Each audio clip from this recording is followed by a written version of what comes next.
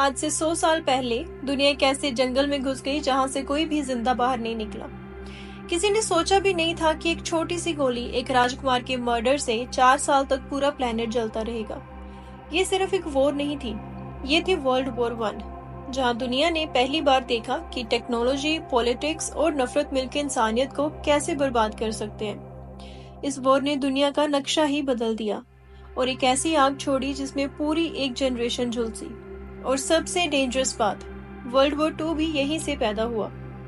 तो आज let's go back in the time और समझते हैं कि वर्ल्ड वॉर 1 कैसे हुआ, कैसे बढ़ा और खत्म होने के बाद क्यों दुनिया कभी भी वैसी नहीं रही। Let's begin. 1914 के पहले दुनिया काफी पीसफुल दिख रही थी। यूरोप मॉडर्न हो रहा था, जैसे कि ट्रेन्स, इलेक्ट्रिसिटी, इंडस्ट्रीज, सब कुछ ग्रो कर रहा था। लोग मजे में थे। लोगों को लग रहा था कि बड़े वॉर्स ये सब पुरानी बातें हैं, लेकिन असली कहानी कुछ और थी। शांति के पीछे सब अपनी तैयारी में लगे हुए थे, जैसे कि सबको अंदर से फील हो रहा हो कि कुछ ना कुछ तो बड़ा होने वाला है। एक टर्म भी यूज होती थी उस टाइम, ला बेल एपोक, जिसका मतलब था द ब्यूटीफुल एरा। सारी कंट्रीज अपने अलायंसेस बना रहे थे। एक साइड पे था जर्मनी, ऑस्ट्रिया हंगरी और इटली, जिसे कहते थे द ट्रिपल अलायंस, और दूसरी साइड पे था ब्रिटेन, फ्रांस और रशिया, जिसे कहते थे ट्रिपल एंटोंट। ये सिस्टम ऐसा था कि अगर एक देश भी फाइट करे तो उसके साथ उसके फ्रेंड्स भी फाइट में कूद जाएंगे, जैसे डोमिनो इफेक्ट। साथ ही नेशनलिज्म भी फुल पावर में था। सबको लगता था कि उनकी कंट्री बेस्ट है और उन्हें दुनिया चलानी चाहिए। They wanted to rule the world. सब बस एक चिंगारी का वेट कर रहे थे, और वो चिंगारी आई एक गोली की फॉर्म में। 28 जून 1914, एक गर्म दोपहर, जगह थी सरायेवो, जो उस टाइम ऑस्ट्रिया हंगरी का पार्ट था। ऑस्ट्रिया के राजकुमार आर्चड्यूक फ्रांस फर्डिनेंड अपनी वाइफ के साथ एक ओपन कार में परेड कर रहे थे। दोनों शायद सोच रहे थे कि ये एक रॉयल विजिट है, लेकिन ये उनकी जिंदगी का आखिरी दिन बन गया। सर्बिया और ऑस्ट्रिया हंगरी के रिलेशंस ऑलरेडी बहुत खराब थे। सर्बियन नेशनलिस्ट चाहते थे कि सर्बिया को आजादी मिले और ऑस्ट्रिया हंगरी का इन्फ्लुएंस खत्म हो। इन्हीं लोगों में से एक था गैव्रिलो प्रिंसिप, सिर्फ 19 साल का लड़का, जो ब्लैक हैंड नाम के एक सीक्रेट ग्रुप का मेंबर था। उसका मिशन था राजकुमार को मारकर दुनिया को ये दिखाना कि हम हारेंगे नहीं, और उसने किया भी वही। फ्रांस फर्डिनेंड की कार गलती से एक नैरो गली में मुड़ गई। वहीं पे छुपा था प्रिंसिप। उसने गोली चला दी। राजकुमार और उसकी वाइफ दोनों स्पॉट पे खत्म। एक गोली चली, लेकिन उसकी गूंज सिर्फ एक शहर तक नहीं रुकी। वो गूंज पूरे यूरोप और बाद में पूरी दुनिया में फैल गई। ऑस्ट्रिया हंगरी ने सर्बिया पे ब्लेम लगाया। उन्होंने एक टफ अल्टीमेटम भेजा, जिसमें ऐसी डिमांड्स थी जो सर्बिया कभी एक्सेप्ट नहीं करता। सर्बिया ने कुछ पॉइंट्स मान लिए, लेकिन ऑस्ट्रिया सेटिस्फाई नहीं हुआ। इसका रिजल्ट क्या निकला? ऑस्ट्रिया ने सर्बिया पे वॉर डिक्लेयर कर दी। अब शुरू होता है डोमिनो इफेक्ट। रशिया ने सर्बिया को सपोर्ट किया, जर्मनी ने ऑस्ट्रिया का साथ दिया और रशिया पे अटैक कर दिया। देन फ्रांस जर्मनी के अगेंस्ट आई और जर्मनी ने फ्रांस पे अटैक करने के लिए बेल्जियम के थ्रू मार्च किया। देन ब्रिटेन ने बेल्जियम की इंडिपेंडेंस डिफेंड करते हुए जर्मनी के अगेंस्ट वॉर डिक्लेयर कर दिया। With in just a few weeks एक छोटी सी गोली ने दुनिया की 30 से ज्यादा कंट्रीज को जंग में खींच लिया। एक लोकल प्रॉब्लम जो बन गया वर्ल्ड वॉर 1। अब सवाल ये उठता है कि ये लड़ाई तो सिर्फ यूरोप की थी, कैसे इसमें पूरी दुनिया कूद गई? Let's get into it. उस वक्त पूरा वर्ल्ड कॉलोनाइज था। कंट्रीज लाइक ब्रिटेन, फ्रांस और जर्मनी, इन सब के पास अफ्रीका, एशिया और मिडिल ईस्ट में कॉलोनीज थी। इन कॉलोनियल पावर्स ने अपनी कॉलोनीज से लोग उठाए, जैसे कि सोल्जर्स, लेबरर्स और even porters. For example, India से करीब 13 लाख लोग वर्ल्ड वॉर 1 में भेजे गए। ब्रिटिश ने उन्हें यूरोप, अफ्रीका और मिडिल ईस्ट के बैटलफील्ड्स में डाल दिया। उन्होंने ब्रेवरी भी दिखाई, लेकिन उनके पास कोई और चॉइस नहीं थी। देन अफ्रीका के लोगों को भी जबरदस्ती आर्मी में डाल दिया गया। जो कॉलोनीज फ्रांस और ब्रिटेन के कंट्रोल में थी, उनसे लोग उठाए गए। चाइना के लोगों को लेबर के लिए यूज किया गया, उनसे ट्रेंचेस बनवाए गए, सप्लाईज कैरी करवाए गए, पर ये लोग फ्रंट लाइन पे थे और खतरे में भी। ना उनकी पॉलिटिक्स थी, ना उनके बॉर्डर्स थे, फिर भी उनकी जान ली जा रही थी। ये लोग एक ऐसे वॉर में लड़ रहे थे जो उनकी थी भी नहीं। पहले वॉर सिर्फ यूरोप तक लिमिटेड थी, पर धीरे धीरे वॉर मिडल ईस्ट, अफ्रीका और एशिया तक फैल गई। इन सब के की एरियाज थे मिडल ईस्ट। ब्रिटेन ने ओटमन एम्पायर के अगेंस्ट अरब रिबेल्स को सपोर्ट किया। Famous campaign the Lawrence of Arabia. Then number 2 Africa. German और एलाइड पावर्स कॉलोनीज के लिए अफ्रीकन कॉन्टिनेंट में लड़ रहे थे। यहाँ भी बहुत खून बहा। And number 3 Asia and Pacific. Japan ने एलाइज का साथ दिया जर्मन कॉलोनीज को कैप्चर करने के लिए। जापान ने चाइना और पैसिफिक आइलैंड्स में जर्मन बेसिस ले लिए। अब इस सब का टर्निंग पॉइंट था जब अमेरिका ने ज्वाइन किया। अमेरिका शुरू से तो न्यूट्रल था, लेकिन 2 मेजर ऐसे इवेंट्स हुए जिसने अमेरिका को गुस्सा दिला दिया। पहला था ल्यूसिटेनिया इंसिडेंट इन 1915। एक पैसेंजर शिप जिसमें सिविलियंस थे उसे जर्मन सबमरीन ने टॉर्पेडो से उड़ा दिया और उसमें 1000 से ज्यादा लोग मरे, इंक्लूडिंग अमेरिकन्स। और दूसरा था जिमरमैन टेलीग्राम।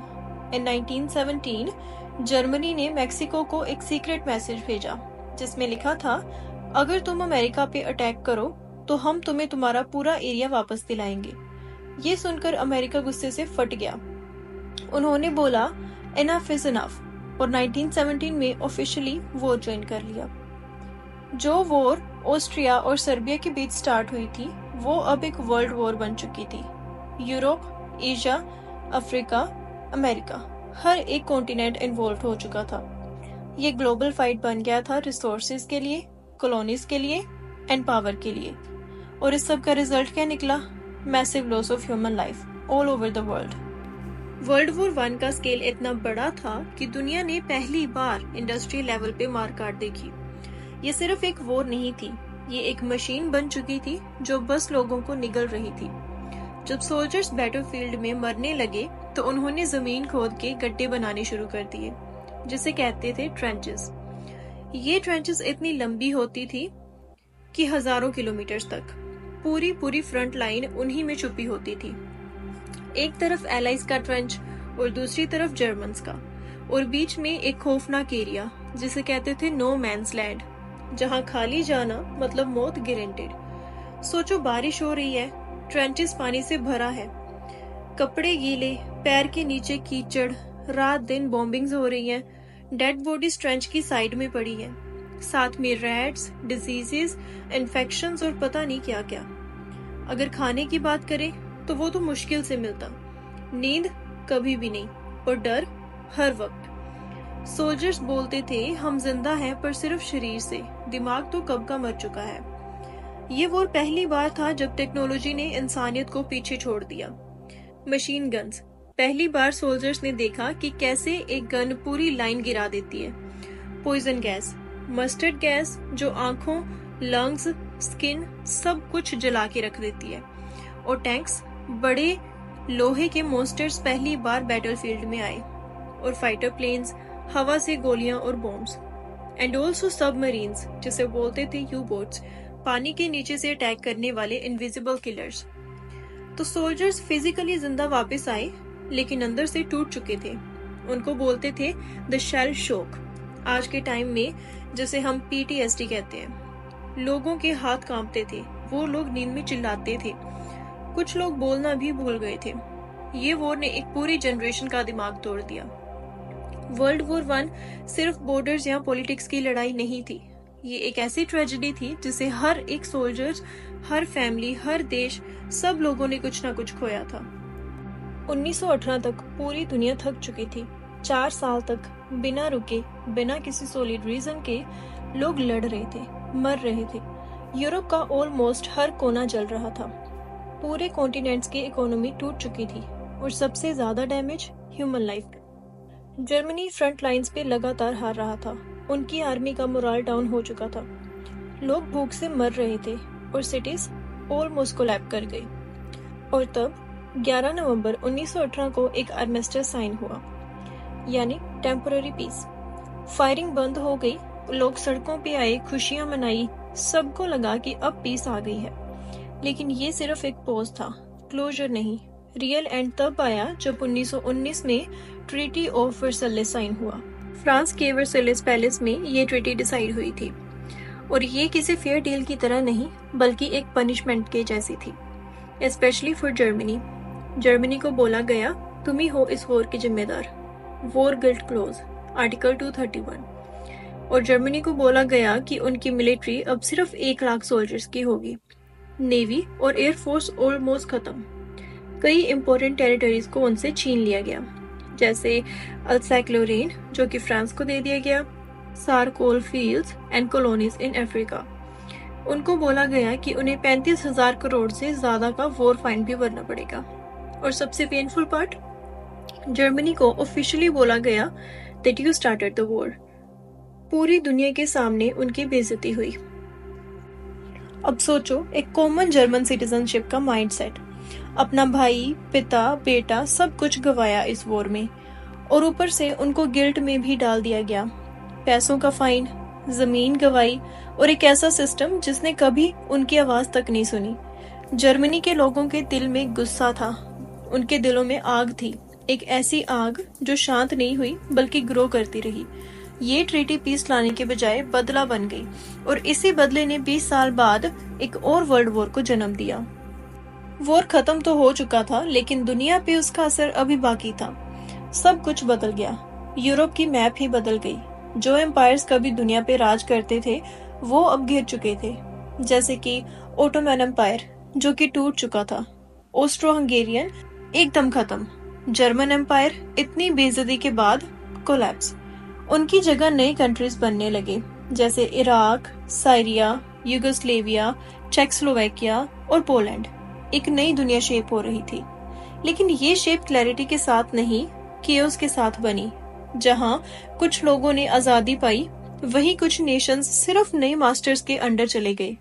और सबसे डेंजरस इम्पैक्ट, जर्मनी का गुस्सा, बदला और बेइज्जती वो जलता रहा। वहां एक नया पॉलिटिकल मूड ग्रो कर रहा था, एक ऐसा मूड जहां लोग एक स्ट्रॉन्ग लीडर चाहते थे जो उनकी बेइज्जती का बदला ले सके, जो जर्मनी को फिर से ग्रेट बना सके।